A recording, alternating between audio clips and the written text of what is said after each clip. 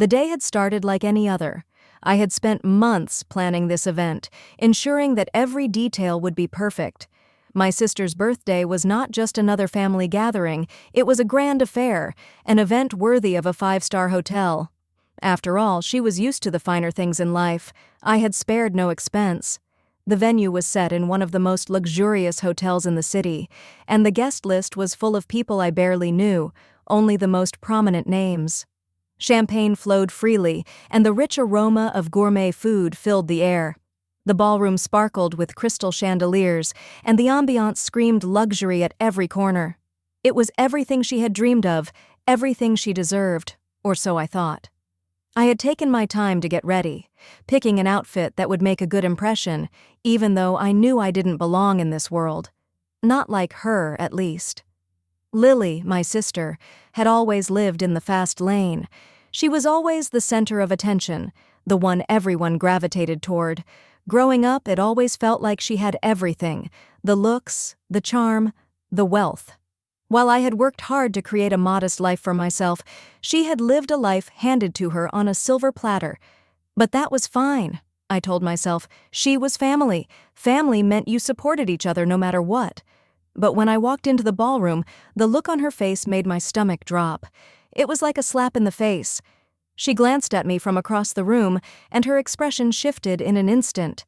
The smile that had been on her face faded, replaced by a look of absolute disdain. "Kick this homeless person out now." Her voice rang out, loud enough for several guests to hear. I froze in place. Her words were like daggers, sharp and cold, and I couldn't understand why she was so angry. I had given everything I could for her, planning this lavish event to make her happy, to show her that I loved her. But now, standing there, I felt like an outsider. I wasn't a part of her world. I looked around at the people in the room, some of them laughing behind their champagne flutes, some glancing at me with pity, others with curiosity. It was clear. My presence here, at this celebration, was unwanted. I felt myself shrinking, invisible, embarrassed. Was this the sister I had grown up with? The one I had shared everything with? The one who had always told me she wanted to see me succeed? I couldn't understand how this was happening, how someone who I once thought of as family could treat me this way, especially after all I had done for her. I tried to keep my composure, but the hurt was too much to bear. The anger surged inside me, but I couldn't speak. What was there to say? She had already made her judgment. She had already decided my place in her world. My heart raced, my hands shaking as I stood there, trying to decide what to do next. Was I going to leave? Was I going to take the insult and walk away? Or did I have the strength to fight back, to show her that I was worth more than she could ever imagine? I stood there frozen, trying to keep my emotions from spilling over. My sister, Lily, had made it clear that I wasn't welcome in her world. I had always known that she lived a different life, one where money and status meant everything. But this felt like a betrayal. This wasn't just about money. This was about family. The voices in the room, once buzzing with excitement, seemed to fade into the background. The sharpness of Lily's words rang in my ears, echoing in the space between us. I could feel the weight of everyone's eyes on me, but none more than Lily's, as she stood there, arms crossed, watching me with a mix of disgust and arrogance. "Did you hear me?" Lily's voice cut through the silence, a cold sneer forming on her lips. "Kick her out. Now." The words felt like a slap across my face. I had never seen her like this before. This wasn't the sister I grew up with, the one who once called me her best friend. This was a stranger, someone who had forgotten what family meant. I took a deep breath, swallowing the lump in my throat, and tried to muster the strength to speak. "Lily, this is ridiculous. I'm your sister. I've been planning this for months. Do you really think this is how you want to treat me, in front of everyone?" For a moment, her expression flickered, just a flash of guilt that quickly disappeared. The walls went back up. "I don't care about your plans," she said, her voice so casual, as though the words came without thought. "This is my birthday, and if you can't fit in, then maybe you should leave. You're embarrassing me. I don't want you here." Her words were like a punch to the gut. I felt my chest tighten as if the air had been sucked out of the room. I couldn't believe this was happening. This was my sister, my flesh and blood. How had it come to this? I had always worked hard for everything I had, never relying on anyone else, especially not her. And yet, here I was, being treated like I was beneath her, like my presence was nothing but an inconvenience to her. I couldn't help but wonder, was this the real Lily? The Lily who had once been my best friend? Had she changed so much that I didn't even recognize her anymore? I looked around at the people in the room. Some of them exchanged glances, some awkwardly shifted in their seats, but no one dared to say a word. They were all too afraid to challenge Lily's authority. The silence suffocated me. Nobody had the courage to stand up for me, not even her closest friends. I couldn't stand it anymore. I had given so much for her, and this was how I was repaid. Not even a moment of kindness, not a single ounce of understanding. I took a step back, my hands shaking. I didn't know what to say or do. This was the sister I had tried to support, the sister I had always believed in, and yet here I was, standing in the middle of a room full of strangers, humiliated and rejected by the one person I had always thought would have my back. "Fine," I said, my voice tight with emotion. "I'll go. But this isn't over, Lily. You've crossed a line. And one day, you'll regret treating me like this." I turned and walked out of the room, feeling the sting of her words echoing in my mind with every step. The cool air hit my face as I exited the hotel, but it did nothing to numb the ache in my heart. I had been discarded like a piece of trash, not just from her party, but from her life. As I walked away from the hotel, I thought about everything I had given up, my time, my effort, my love for her. And I realized, in that moment, that maybe this was the moment I needed to finally let go.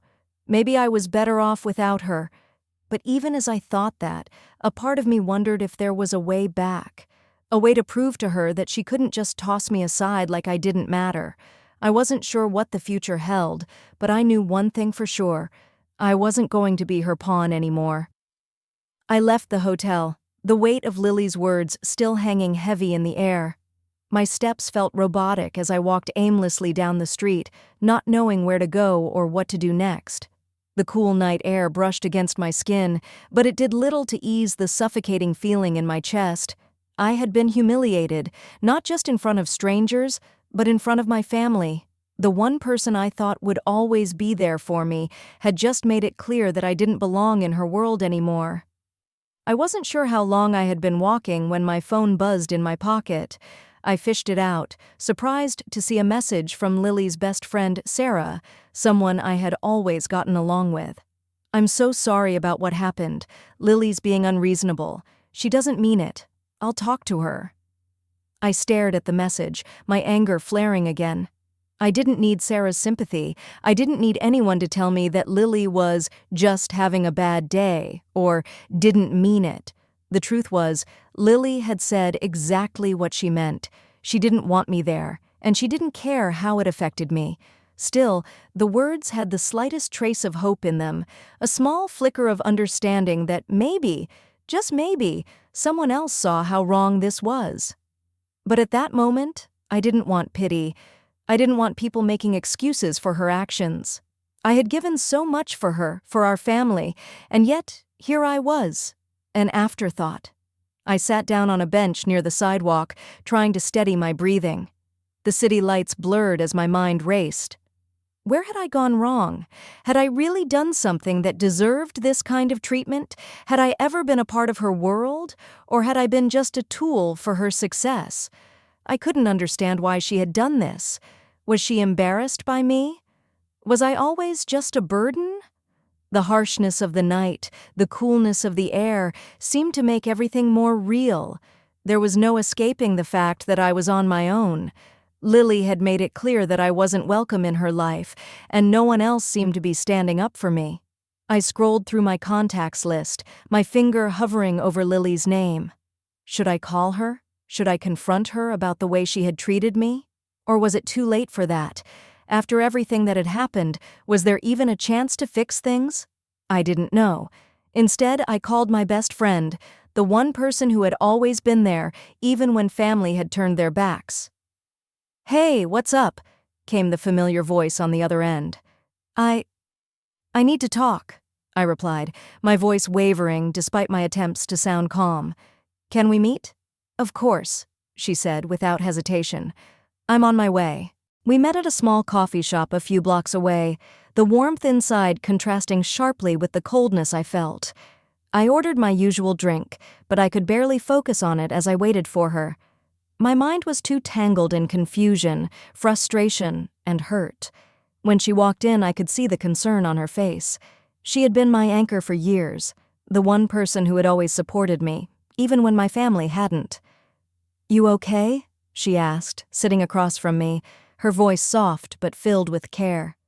I took a deep breath before replying, "I don't even know anymore. Lily," she kicked me out of her birthday party, called me a homeless person in front of everyone. Her eyes widened in shock. "Wait, what? She did what?" I nodded, trying to fight back tears. I've spent so long being there for her, supporting her. I helped her plan this huge event, and she just threw me out like I was some stranger, like I didn't matter at all. My friend was silent for a moment, her hand resting on mine in support. "You know that's not about you, right?" she said, her tone gentle but firm. "That's about her, not you. It's about her own insecurities, her pride, and her need to control everything. You can't let her dim your light just because she's struggling with her own stuff." I swallowed hard, her words sinking in. "But it hurts. I've always looked up to her. I thought she was my sister. I thought she cared." "She does," my friend said, "but sometimes people, even family, get so caught up in their own world that they forget to see the ones who are closest to them. Lily doesn't know how to value you the way you deserve. But that doesn't mean you're not worthy. You are worthy. You always have been." Her words were like a lifeline, something I hadn't realized I had been waiting for. Maybe this wasn't about me being unworthy. Maybe it was about her needing to grow up, to understand that family isn't about power, about being the most important person in the room. It's about supporting and lifting each other up. And then, for the first time in a long while, I began to wonder if it was time to stop giving so much of myself to someone who would only hurt me. Maybe it was time to let go. But what did that mean for me? After that conversation with my best friend, I felt a strange sense of relief. She had helped me see things more clearly. I wasn't the one at fault here. I had done everything I could to be there for Lily, but it wasn't about me anymore. I couldn't keep sacrificing my own well-being for someone who would so easily discard me when I didn't fit into her world. As I walked away from the coffee shop, I realized that maybe it was time for me to start taking care of myself.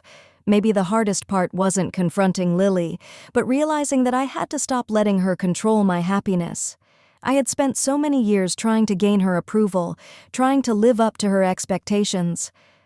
But at what cost? The more I thought about it, the more I realized something important. I didn't need to prove anything to her or to anyone else. I had built a life for myself, a successful career, a network of people who actually appreciated me. I wasn't the one who was lost here. She was. And if she couldn't see that, then it wasn't my problem. I took a few days to process everything. I spent time working on things that brought me joy, things I had neglected for too long in the chaos of trying to make things work with my family. I reconnected with old friends, went for long walks, and allowed myself to relax without worrying about what others thought of me. But as much as I tried to move on, Lily's words kept haunting me. They echoed in my mind, and I couldn't shake the feeling that I needed to close the chapter, to have one final conversation with her. Not because I thought it would fix everything, but because I needed to stand up for myself. I needed to make it clear that she couldn't keep treating me like this, like I was disposable. So I did what I had to do. I reached out to her. I wasn't sure if she would respond, but I knew I had to try. I wasn't going to let her dictate the terms of our relationship anymore.